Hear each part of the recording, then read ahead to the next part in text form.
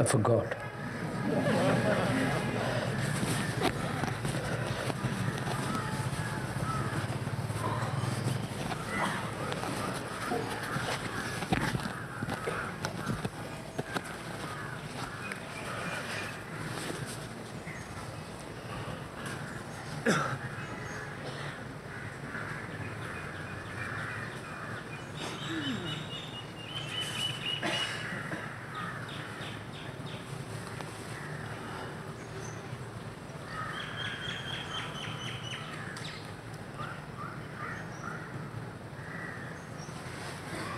I would like, if I may, talk about a great many things this afternoon.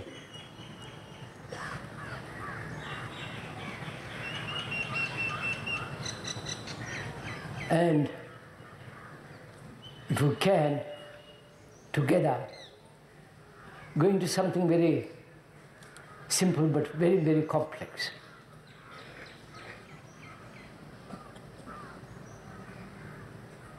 First, we're going to, together, please bear in mind always, together. I'm not just going by myself, galloping along.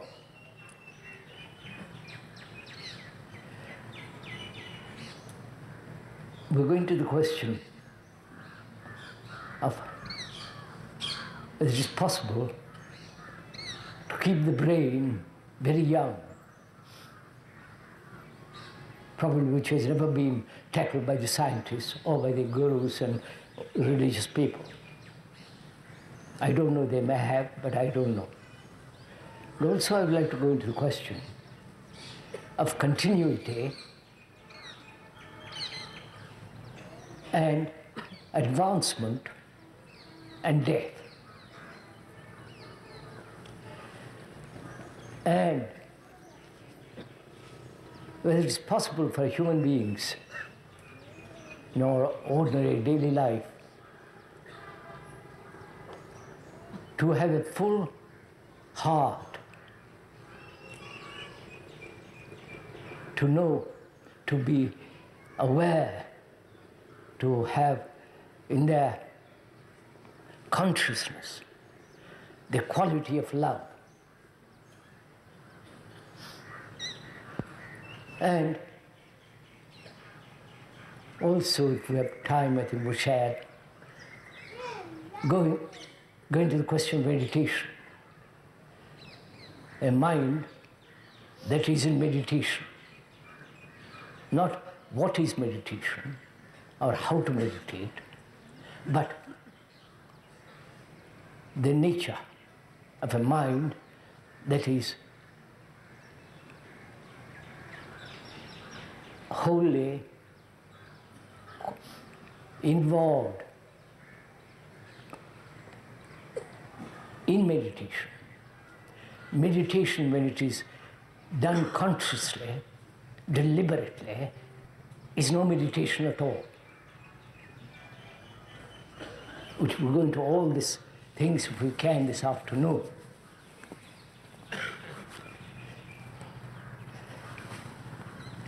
So first of all, we're going to talk over together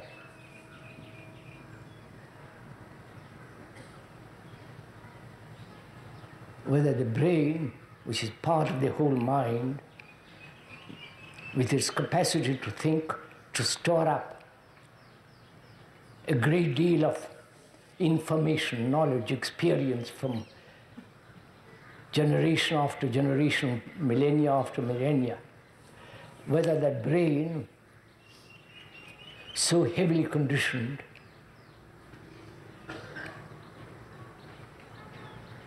and so constantly wearing itself out, whether the brain can rejuvenate itself.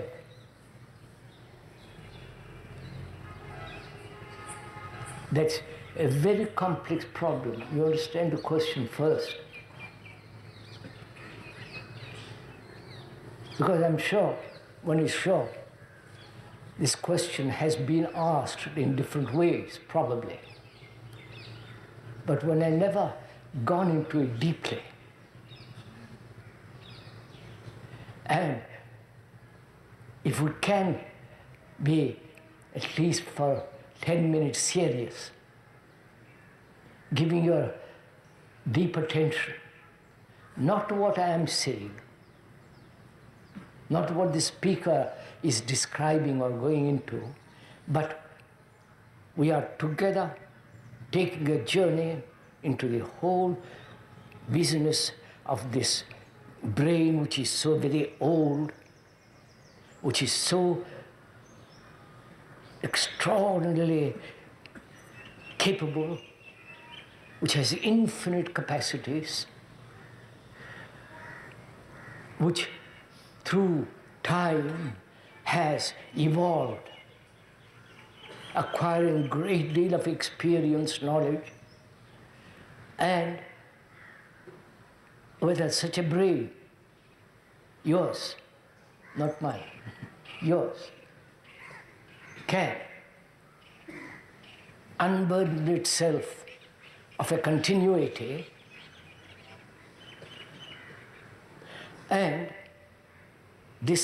and come and end continuity to begin totally anew. I don't know if you're following all this.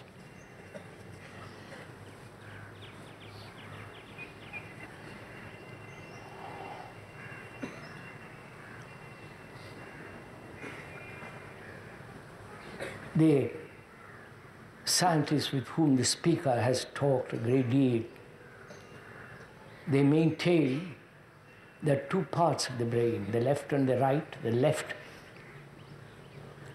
holding all the information, knowledge, technological, the whole knowledge and active process, and the other, the right, is new, and not too conditioned. And the not too conditioned brain moving forward and shaping or controlling or driving the left. You understand all this?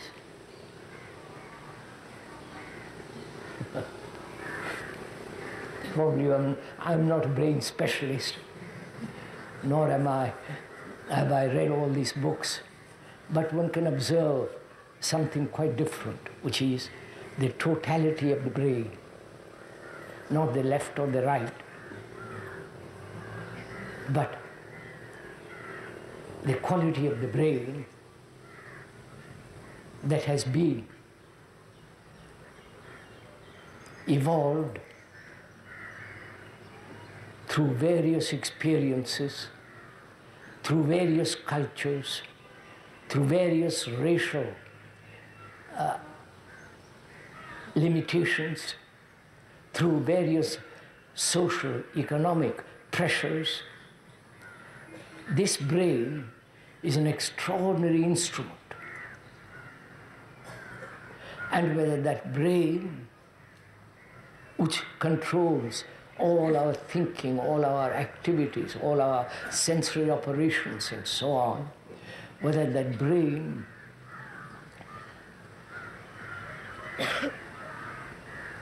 can become totally innocent. I'm using the word innocent, please, carefully. Not the Christian idea of innocence, the lamb and all the rest of it, but we are using the word innocence in the sense, comes from Latin and so on, not to hurt. Not to hurt. That is, a brain that is capable not only not hurting others, but also not being able to be hurt. You understand? No, don't, please, this is a very, don't merely agree with words, but Observe your own mind, your own brain. And because we are going to something very, very subtle and very difficult, unless you are observing it yourself, you will miss the whole thing. You have to do it, you have to work with the speaker, not just listen and pass by. We are asking a very, very serious question. We are challenging the brain itself to find out whether it has the capacity, the energy, the drive, the intensity to break down this continuity of the past with all its accumulated experience, and in the very ending of it, the very brain cells themselves undergo a transformation. You understand my question? Please understand the question first before you agree or disagree.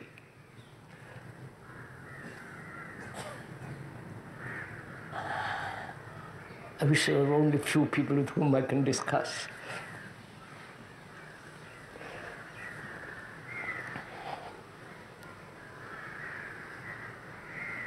Thought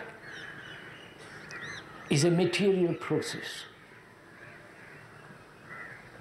because thought is the outcome of memory, experience, knowledge stored up in the brain cells themselves. We'll keep not the cells in the brain, that's good enough. And it has functioned in a particular direction, continuously evolving. And thought is being material process. Of that there is no doubt, because memory is part of the brain. Brain is material. And this brain contains the memory, the experience, the knowledge, from which comes thought. So thought is a material process. And thought has its continuity, because thought is based on knowledge, which is the past. The past is operating all the time, modifying itself in the present and continuing. So there is a continuous movement, which is the movement of brain. You're following all this? I'll go on. And in that continuity, the brain has found security.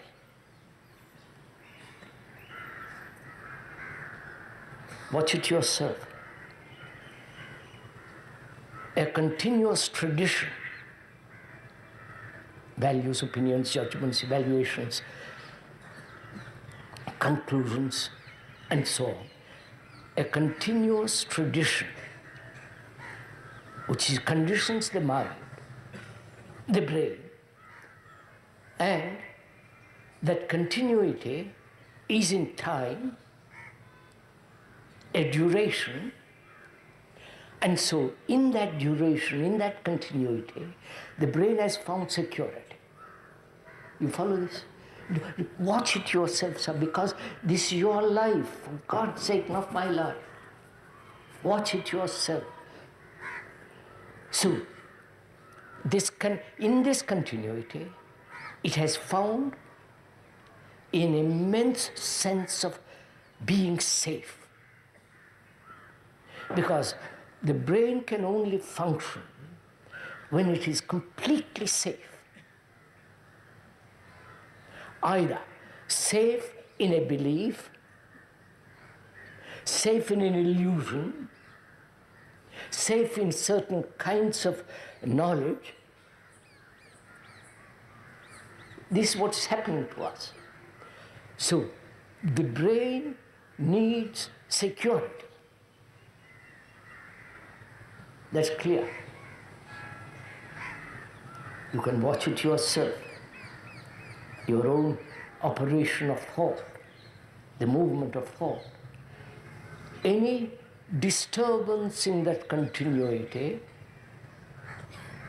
either the brain becomes neurotic when it is profoundly shaken, trauma is called, or when there is a great challenge offered and it cannot respond properly, then as it cannot respond properly, it finds its continuity in which it has sought security is disturbed. You're following all this? Watch it. This is so obvious. When you go into it very carefully, this becomes very simple. So we are asking whether a brain, which is your brain, which is the brain of all human beings, evolved through immemorial time, conditioned by cultures, religions, by economic, social pressures. That brain has had a timeless continuity till now. And in that duration, it has found a sense of being safe. That's why you accept tradition. Because in tradition there's safety. In imitation there is safety. In conformity there is safety. And there is also safety in an illusion. Obviously, all your gods are illusions, obviously, put up by thought. So, there is not only the obvious continuity, but also in which the brain seeks safety, but also it finds safety in all kinds of illusory activities in our daily life, which is a belief or faith is an illusion.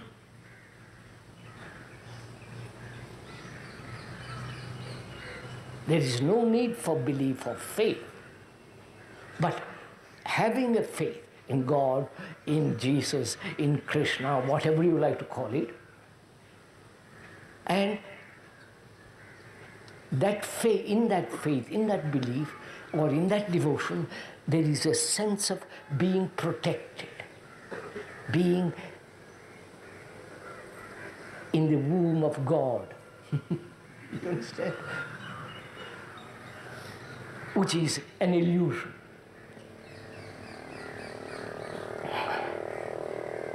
So we are asking now,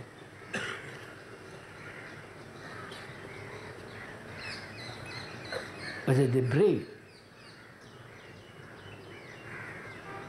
can discover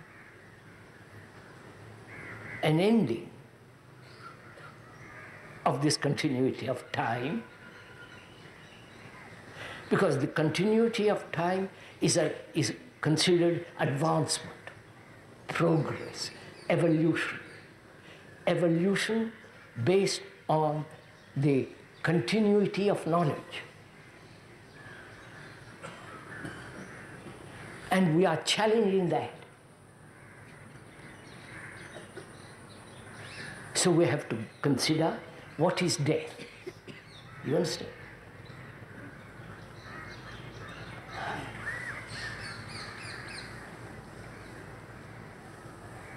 Please don't be stimulated by the speaker.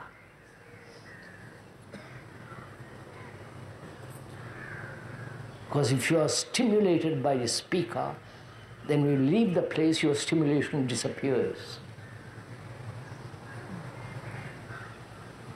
But if you are actually partaking in this challenge, in this movement, then it's yours. It'll be abiding. It'll stay. But if you are being stimulated, it's like taking a drug. You may be whiskey or whatever you take. It'll stimulate for the time being, but it disappears. So please do not be stimulated by the speaker. If you are stimulated by the speaker, then you will depend on him. Then he becomes the authority, and you are a beastly little guru. And I am not your guru. Because this demands that you be a light to yourself, not the light of another. So we have to go into the question, because that's part of the brain. You understand? Death. Death means total ending and the destruction of the brain. Right? Because there, oxygen cannot go into the brain and all the rest of it. Death implies an ending. Ending to a continuity of life. The life which you lead. You're following on this? Your life. And opposed to living, the ending. Right?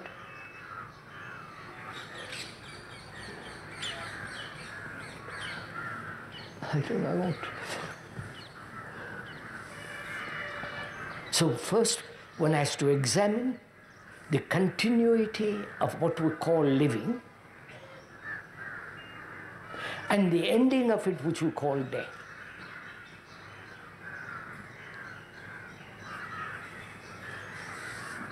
And to examine this, any form of fear, any form of opinion, judgment, evaluation, all has no value. We have to examine what is. The what is of your life, your everyday life. That's the fact. And man, throughout the ages, has clung to this continuity. The continuity of life. The life that he leads, hoping next life will be a better opportunity. He'll be born in a palace or have more money or better, being more beautiful, have better opportunity and all that kind of stuff.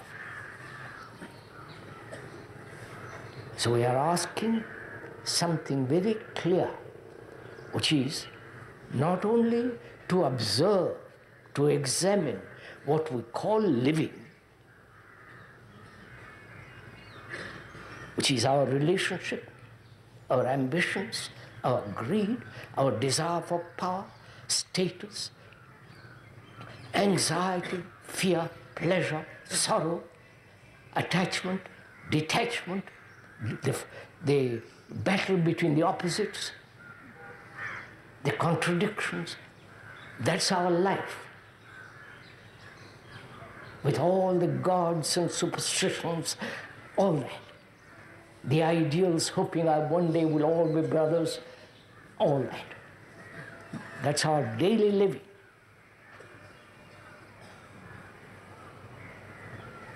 And that has had a continuity generation after generation.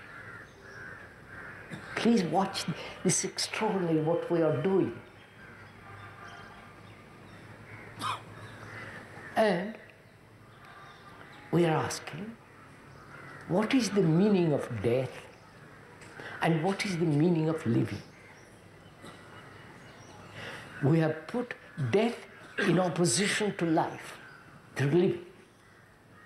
So there is a fear of what we call living and avoiding or putting as far away as possible what we call death.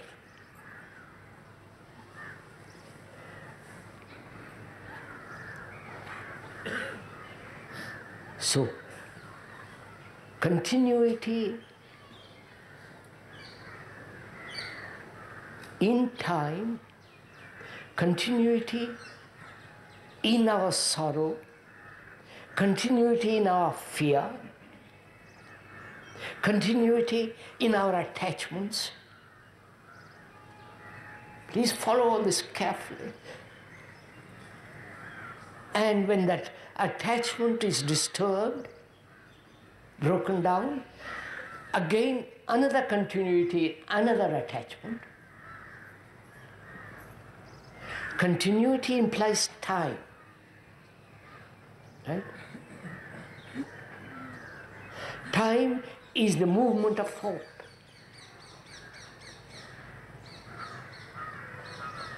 Time means movement.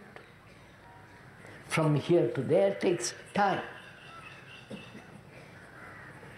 Or psychologically to reach from that which is not beautiful to that which is beautiful. So the movement of continuity is time, and this movement is thought, right? And that is our life. Your life, not the idealistic life, not the life in heaven or moksha or liberation or the ideal non-violent life and all the inventions that thought has created in order to escape from actuality, from the actual daily living. So, we are asking whether that living, with all its confusion, all that, can end to find out what death is. So you've understood? Right, sir? And I'll show it. Go slow, go slow.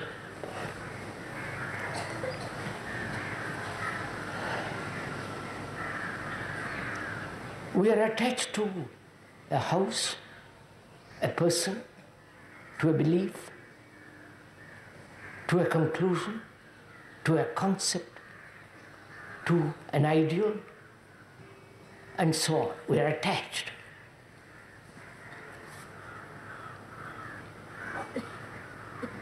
Analytically, you're attached because inwardly you're desperately lonely.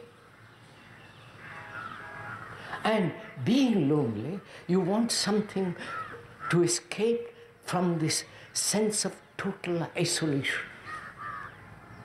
You follow? That's called loneliness. You must have experienced, you must have known it. If you have gone in, at least observed a little bit. And so you get attached to something. Generally a person, an ideal, or an experience which you have had. Now, attachment implies continuity, isn't it? The very word implies a duration. When you use the word relationship, having a relationship with my wife, with one's wife or with one's husband, the very dependence, attachment implies time, a duration. Are you following all this? Is it getting a little difficult? Huh? Thank goodness. It's verbally you may be following. The word is not the thing. The description is not the described. Please bear that all the time, that the word is not the thing. And if you are caught in the word, you will miss the real thing. That's what you have done. That's the part of the intellect that enjoys this stimulation of words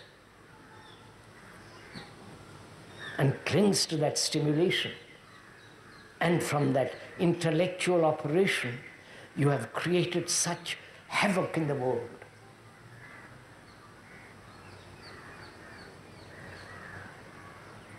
Because the intellect is only a part, not the whole. When the part dominates, there must be division. There must be cruelty, there must be violence. And that's what the intellect has done in the world. The intellect has invented the Hindu, the Buddhist, the Christian, the Muslim, the Jew, the Arab, and they are at each other's throat. And because we have given such importance to the intellect, it has brought about great misery in the world, which doesn't mean that we all must become dull. On the contrary, we are pointing out when the intellect, which is only a part, when that dominates, there must be decay, degeneration, which is what's going on in the world.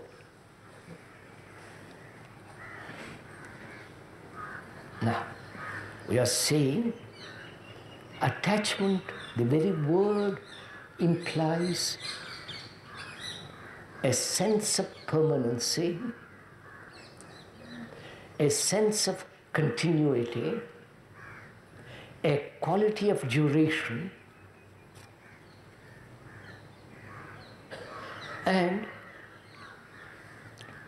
in that time, duration, we hope to have a constant companionship, holding, safety, right? Death says to you, end it. That is what death means. End your attachment completely. Because that's what's going to happen when you stop breathing. You're going to leave everything behind. Like the rich man said, at least I can have it till the last moment. Right? So, please watch it. Can you know the implication, the consequences of attachment to a house, to property, to a wife, to a belief, to a concept, to a conclusion, to an opinion, to a God? Attachment. Can you see the implications of it? Is fear, jealousy, anxiety, it may get lost, and so on, so on. Can you, listening now, end your attachment completely?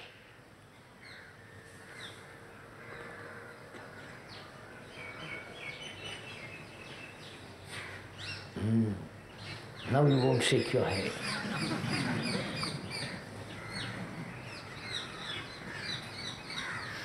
That is the test. And you are unwilling to test it out. So we are saying the brain, when it has continuity, it becomes mechanical. And all thought then is mechanical. There is no new thought, because all thought is based on memory, which is the response of knowledge, and so on. So there is no new thought.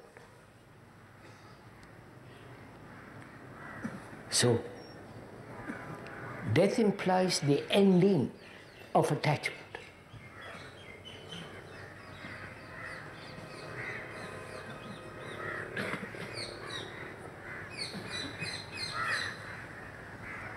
It's only in the ending there's a beginning.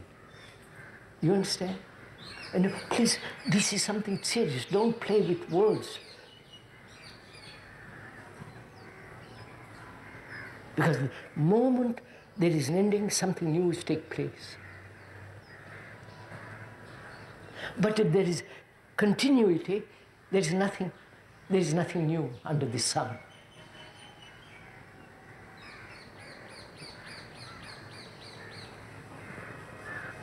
And it's very important, this ending, because it is only then the brain can discover for itself a quality of movement that is totally not in the past. I wonder if I'm explaining all this.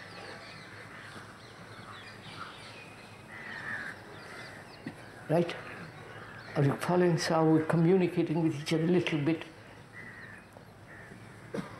So, death implies the ending. Not only the physical organism, but all the things that man has accumulated. If it doesn't end, there's this whole question. What happens to the mind, to the whole movement of consciousness, not yours and mine, consciousness of man? What happens to that? You understand my question? No, you don't. See, one has to explain every little thing. You don't capture it quick.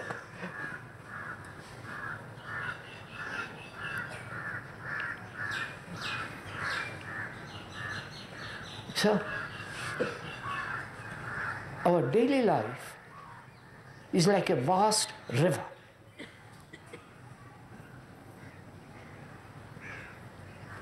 Watch it, like a vast river. And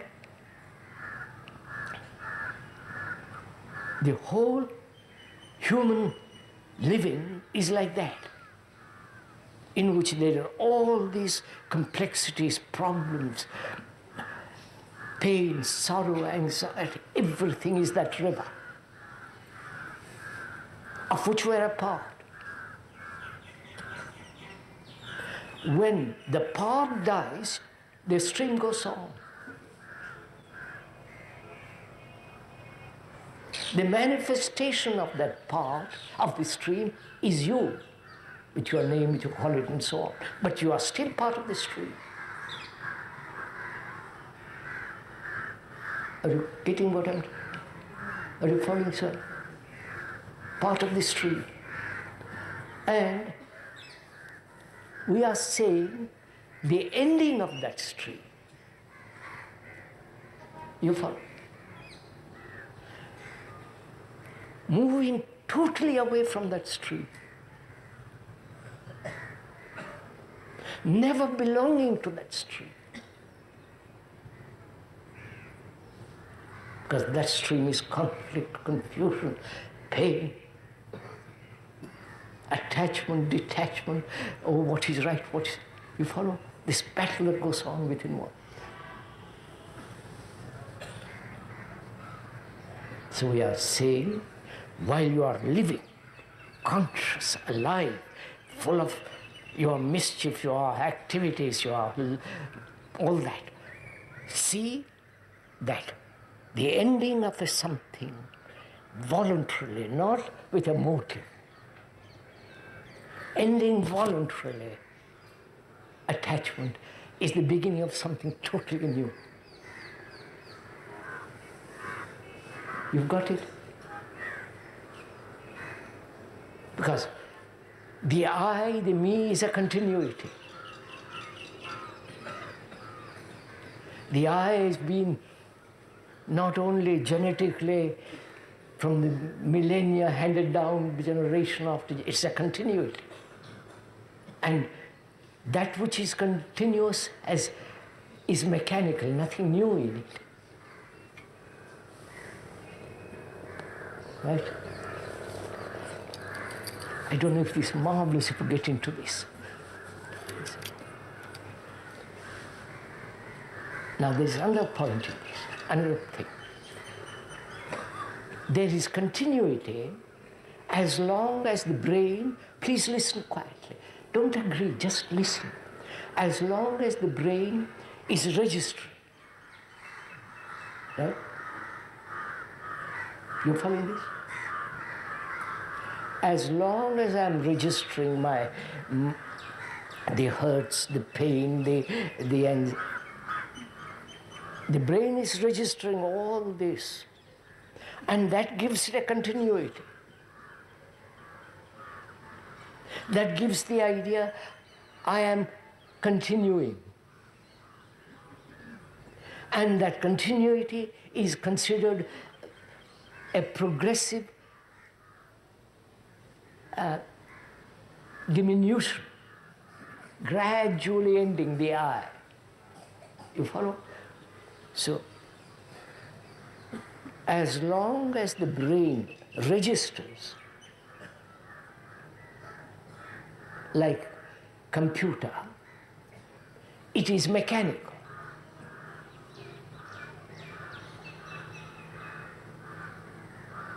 When you are insulted or praised, it is registered. And millennia after millennia, it had registered. You follow? That's our conditioning, that's our whole progressive movement. Now, we are asking,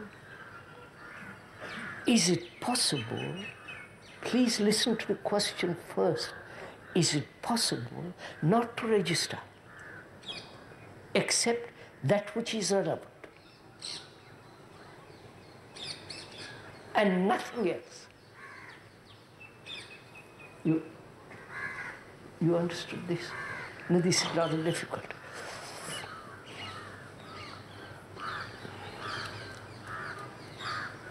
Why should one register you are hurt? Right?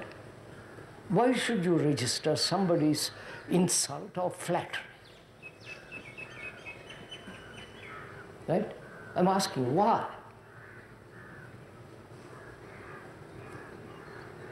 And when you register, when the brain registers, that registration prevents the observation of the other who is insulted. That is, you observe the person who has insulted you or praised you with the registrated mind, brain. So you never see him actually. You follow? You're following what I'm saying? Oh gosh, come on, sir.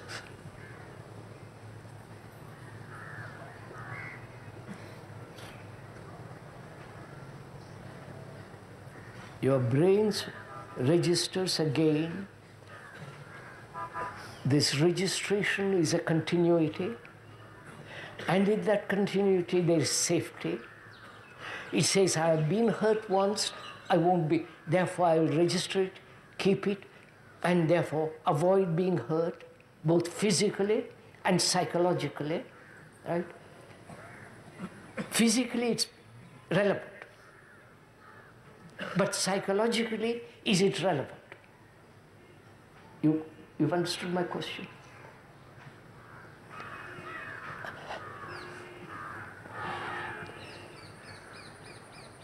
One has been hurt. one has been hurt, because the hurt is the movement of time, which is the building up of the image you have about yourself, and when that image is pricked, you're hurt. Right? And as long as you have that image, you're going to be hurt always. So, is it possible not to have the image and therefore no registration? You following all this? Because we are, please listen carefully, we are laying the foundation to discover what is meditation. Because if you have fear, you do what you will. There is no meditation. If you are nationalistic, if you are ambitious, if you are greedy, if you are this or that, you can stand on your toe for the rest of your life. You will never know what meditation is. That's why we said very carefully from the very beginning of these talks, the understanding of ourselves is part of this meditation. The understanding of sorrow, pain, fear, anxiety, so that the mind, your consciousness with all its content, is being washed out. So is it, we are asking, is it possible not to register psychologically, but only register what is not only necessary but relevant? Because when you have established, when there is order in our life, order, which we went into very carefully the other day, when there is order, there is freedom. It's only the disordered mind that seeks freedom. When there is a total order, then out of that very order is freedom. And we are saying, is it possible only to register knowledge for functioning? Please listen to this. Work it out with me. Register the relevant, necessary knowledge to live an orderly life in the ordinary sense. Going to the office, driving a car, recognition of your wife and husband, recognition of your name and so on. Knowledge. That's relevant. That's necessary. Now, we are saying, psychologically, inwardly, there is no necessity or anything relevant to be registered. Is this possible? You understand, sir?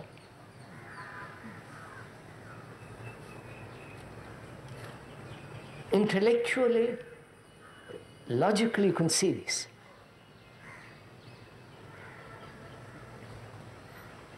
Or verbally. But to come upon this, you follow, to see this happen in life, that's quite a different matter. Now I'm going to go into it, if I may.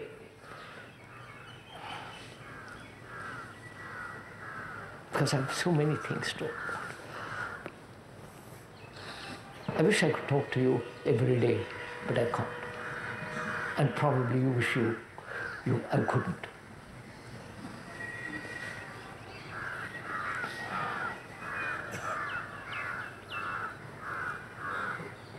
So first of all, to go into this very deeply, you have to understand, one has to understand the nature of your consciousness. I'm sorry to make it all so difficult, it isn't. What is your consciousness? Have you ever asked yourself?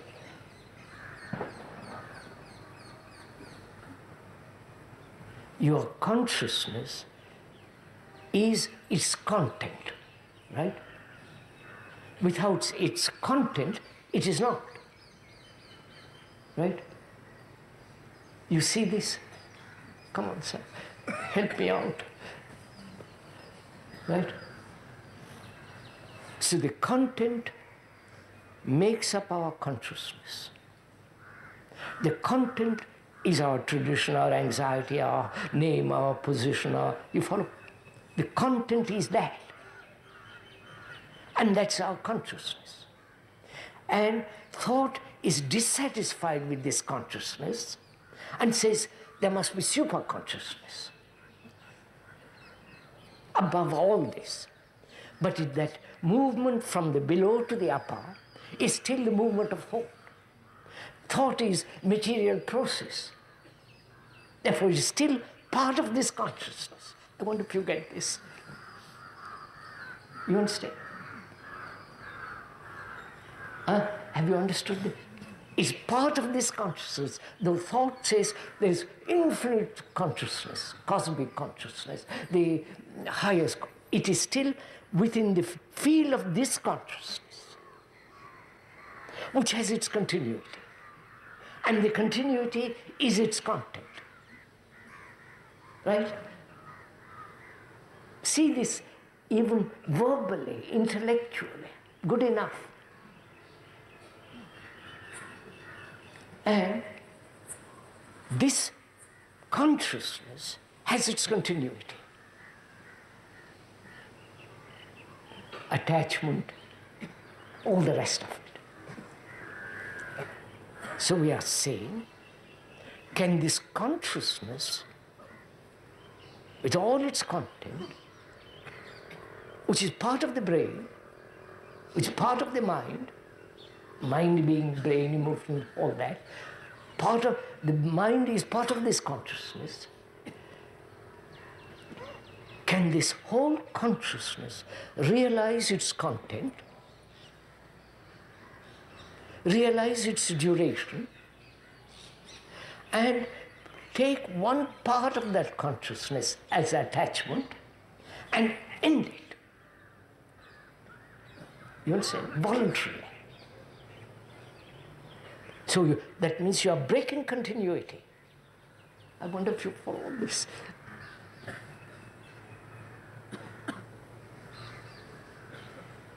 Which means, we are asking, is it possible to register only what is necessary, relevant, nothing else?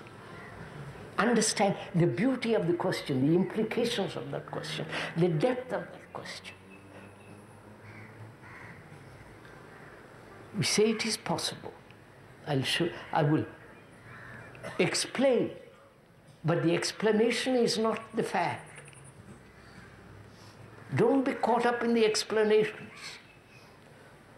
Through the explanation, come to the fact. Then the explanation has no value. The commentators make explanations, but they never come to the fact. Right? So that we are saying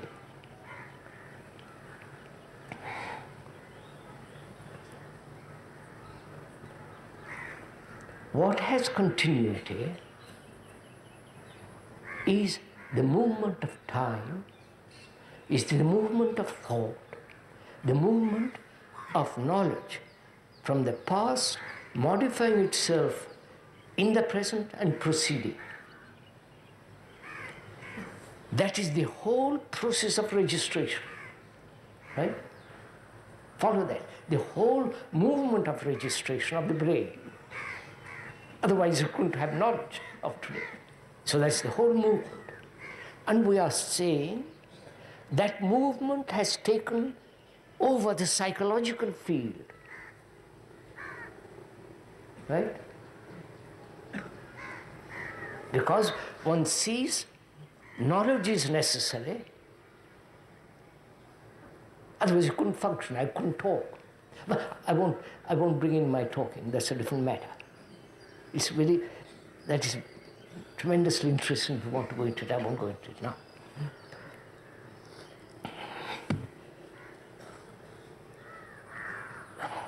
What was I saying? Huh? Knowledge is necessary. Knowledge. To function. Knowledge is necessary to function. To function.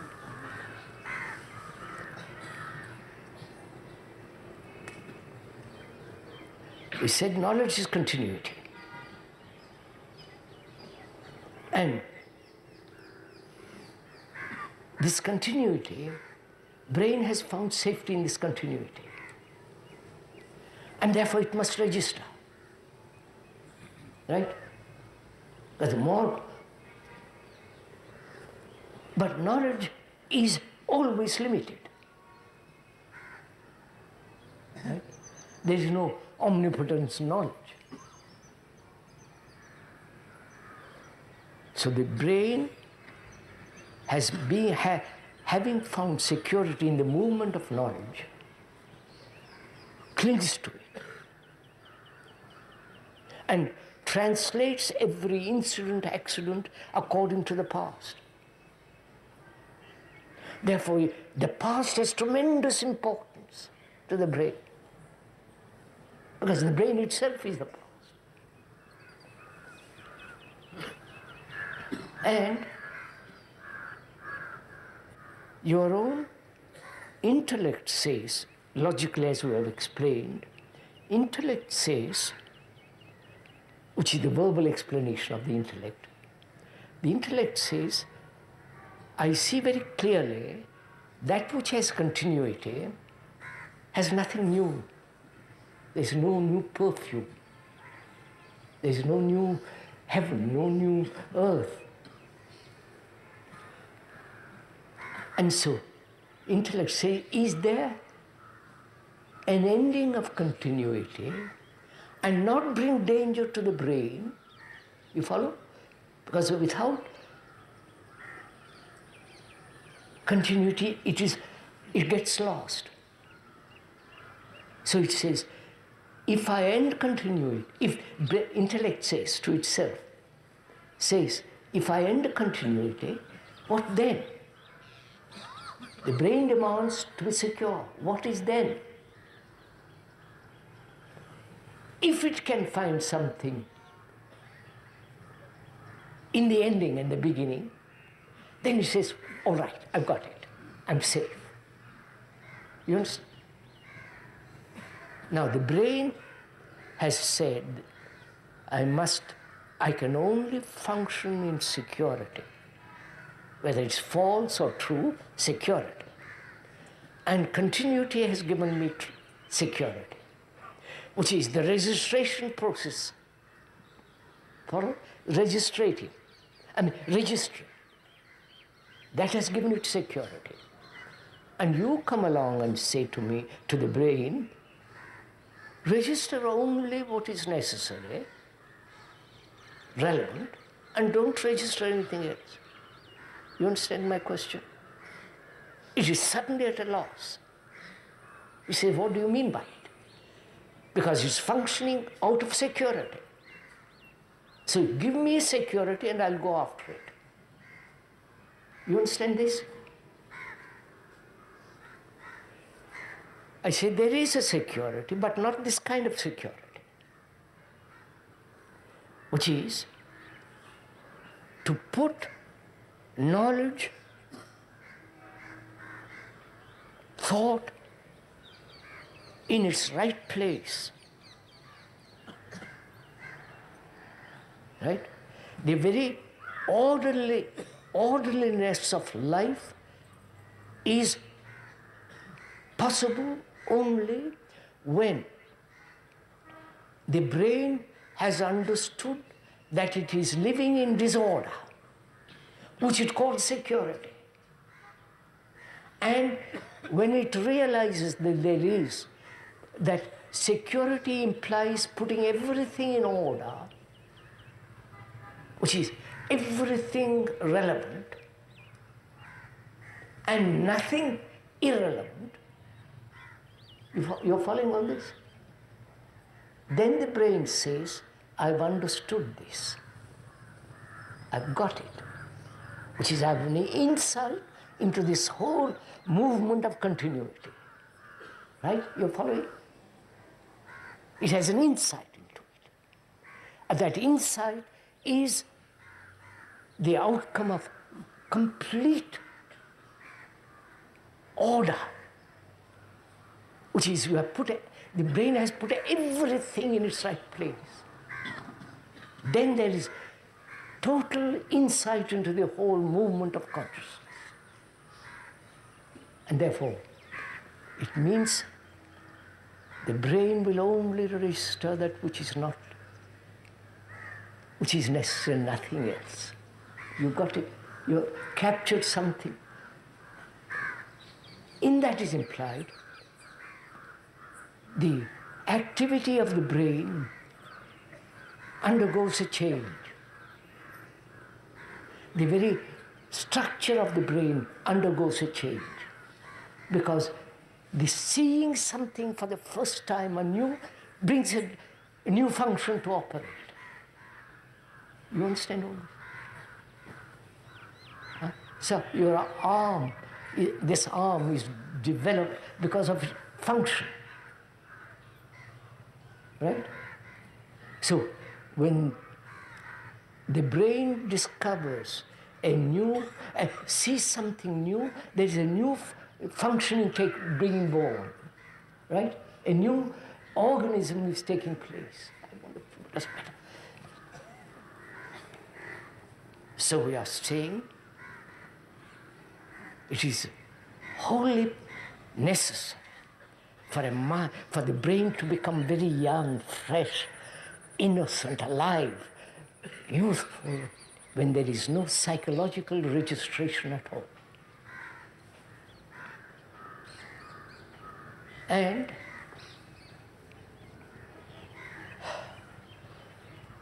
we must also go into the question, is love within this consciousness? You understand my question? Has love a continuity? You understand? Please listen to the question first. Don't agree or just listen to it.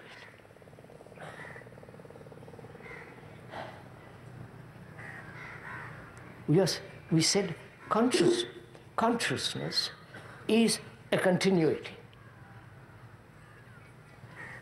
Tradition, all that. And is love part of this field or entirely outside the field? You understand? I'm asking, I'm challenging. I don't say it is or it is not. We are going into it. Because if it is within this field of our consciousness,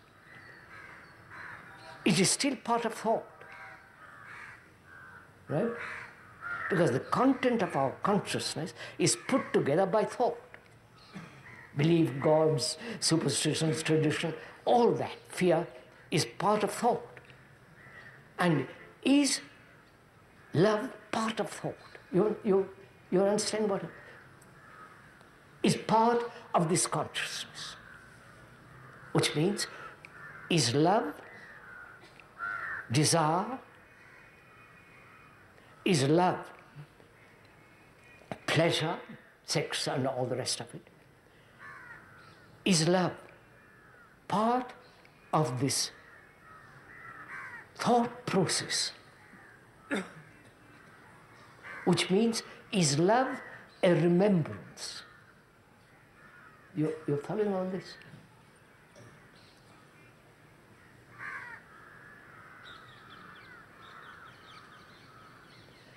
Love cannot possibly exist or come into being like the fresh morning dew. If the intellect is supreme, right? And our civilization has worshipped the intellect.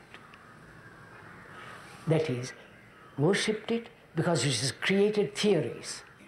There is Brahman, there is no Brahman, there is God, there is no God. You follow? It has created the principles, the ideals, the supreme one or the supreme double or supreme triple. So, we are asking you, is love part of this stream, this consciousness? Can love exist when there is jealousy?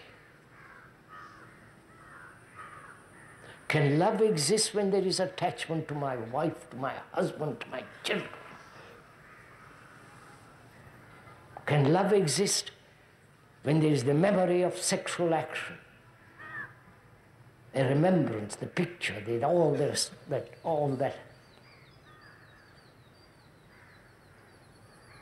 Has love a continuity? Please go into it, for God's sake, find out, because that thing doesn't exist in your heart. That's why the world is in such a mess.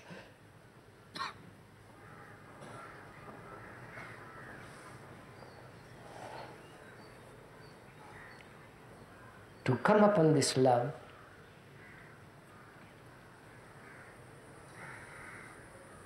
the whole stream of consciousness must come to an end. Right? Consciousness being your jealousy, your antagonism, your ambitions, your desire for position, your desire for becoming bigger and nobler and all the rest of it. Or seeking power. You understand? Power, either siddhis, levitation and all that kind of business, or power, position, politically, religiously, or the power over your wife, over your husband, over your children. All that's implied. Where there is any sense of egotism, the other is not.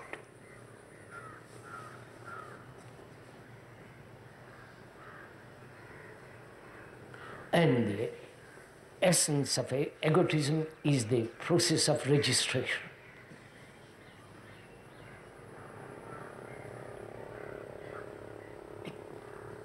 And we said the other day, or yesterday, the ending of sorrow is the beginning of compassion. But we have used sorrow as a means of advancement, becoming better and better and better. On the contrary, the ending, then there's something infinitely new takes place. Now we can talk about meditation. Don't take postures. Don't suddenly sit up and say, I'm going to meditate. Be comfortable, that's all.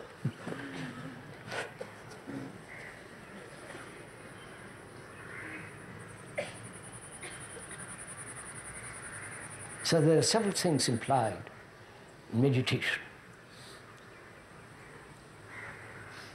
First, there must be space, not physical space only, but space within the mind,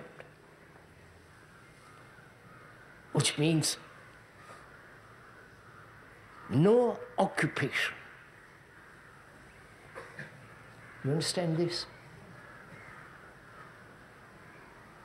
Do you understand this? Because all our minds are occupied. How shall I stop chattering?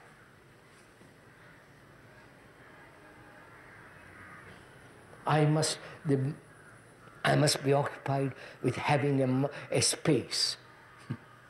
I must be silent.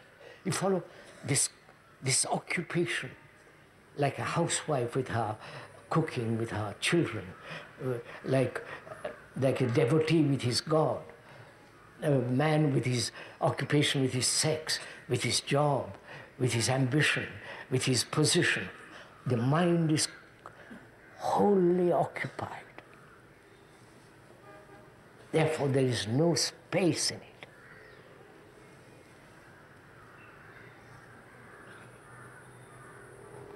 So that's the you follow? We have established order in our life. Not the order of discipline, control, that's out. But we have established order because we have seen, intelligently we have seen that the order can only come out of disorder, the understanding of disorder. We've gone into it, I'm not going to go into it. So we have brought about order in our life, order in our relationship, which is very important because life is relationship, a movement, an action in relationship. If there is no order in your relationship with your wife, with your husband, with your children, with your neighbor, whether that neighbor is near or very far, forget about meditation.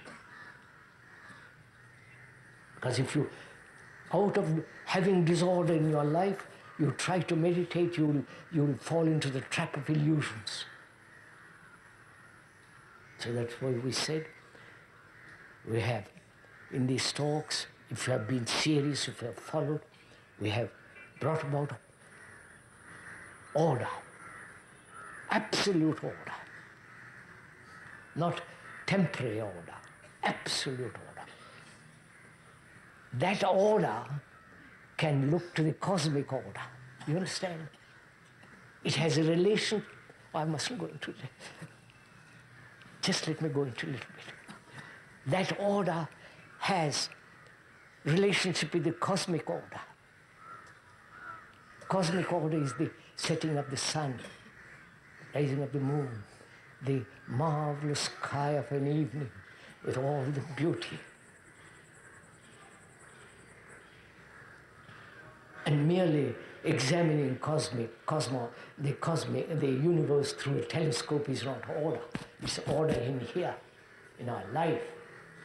Then that order has an extraordinary relationship with the universe. You understand all this? So we are seeing when a mind is occupied, there is no order, there is no space. When the mind is full of problems, how can you have space? So every problem as it arises must be immediately solved first to have space.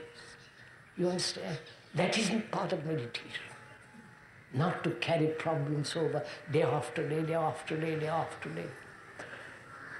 I met the other day a lady who said to me, when you were a little boy, you hurt me psychologically. And I'm still carrying that hurt. 60 years hurt. Oh, you don't see this. So, is it possible not to be occupied? Which doesn't mean irresponsibility. You understand? On the contrary, when you are not occupied, you give your attention to responsibility. It's only the occupied mind that is confused, and therefore responsibility becomes ugly.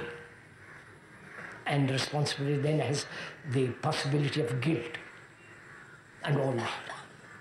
So, please do not ask how not to be occupied. If you say, please tell me a system, a method, all that, then you will be occupied with the system, with the method, with the slogans and all the rest of it.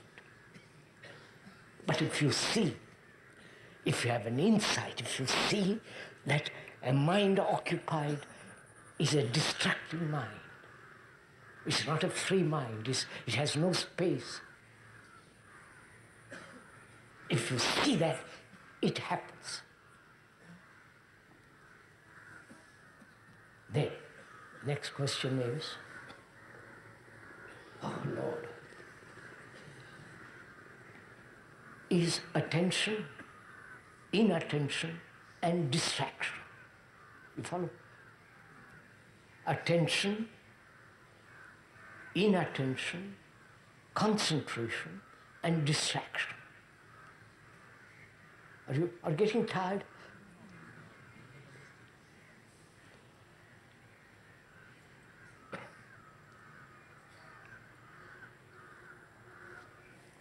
We are saying there is no distraction at all.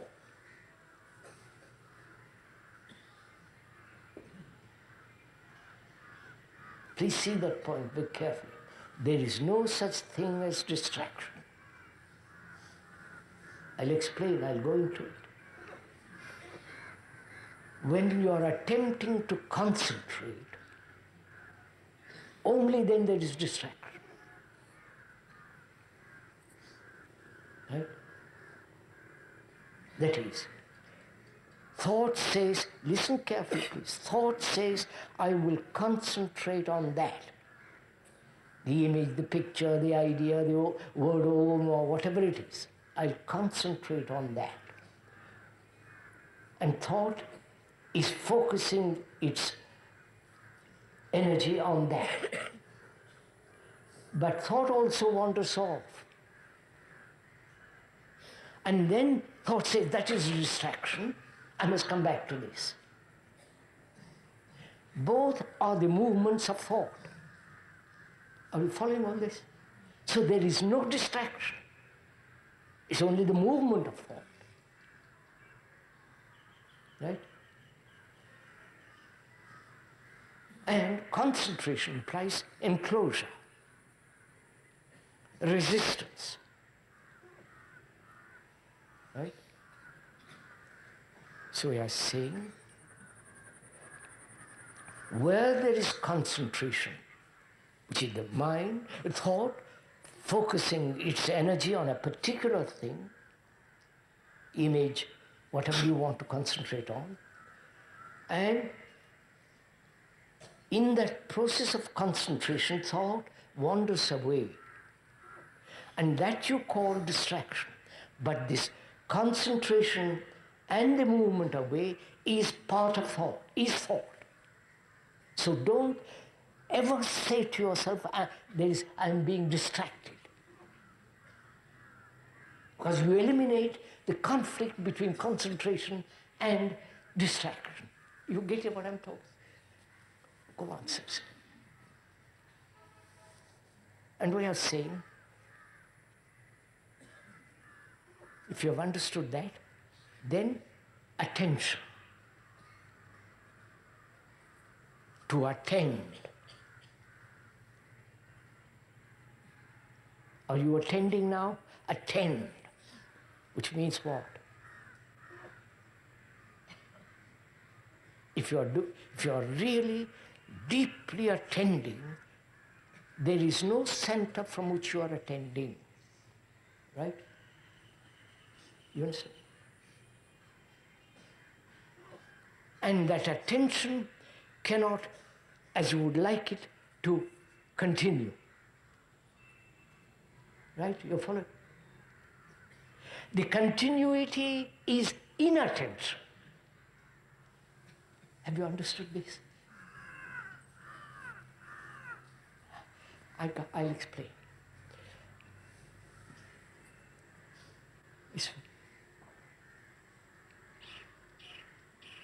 When you are attending, which means listening, I'll explain that, what it means. Listening, the art of listening, the art of seeing, the art of learning. That is the total movement of attention. In that attention, there is no center that says, I am learning, I am hearing, I am seeing. There is only this enormous sense of wholeness which is watching, listening, learning. And in that attention, there is no movement of thought. I don't know if you have noticed it. There is no movement of thought. Then that attention cannot be sustained. Then the thought says, I must find out how to come by or arrive or achieve that attention. This movement away, this movement wanting to capture that attention is inattention, is lack of attention. You've understood this? Now, to be aware of this movement away from attention is to be attentive. You've captured it. Have you understood it?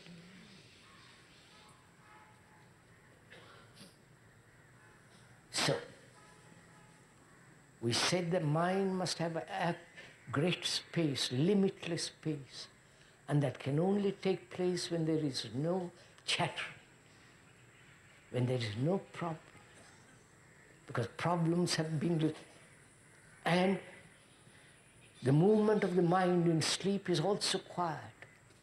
It's not constantly dreaming, because your problems you're resolving as they arise. This I won't go into it, it's too long. So, having great space, and you can only have great space when there is no center. Moment you have a center, there must be circumference. There must be diameter, a movement from this center to the peripheral. So space implies no center.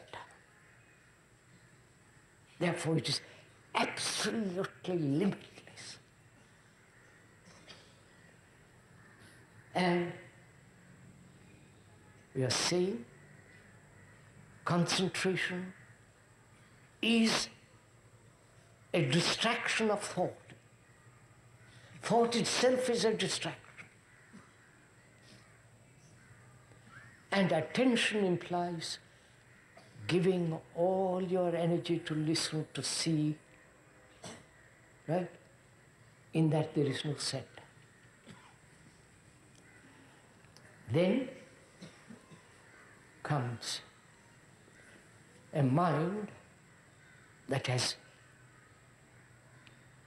understood order and is free from fear, ending sorrow, has understood the nature of pleasure and given its right place and so on. Then the question is, what is the quality of mind that's completely silent? Not how to achieve silence, how to have a peace of mind. That's what you all want, a peace of mind.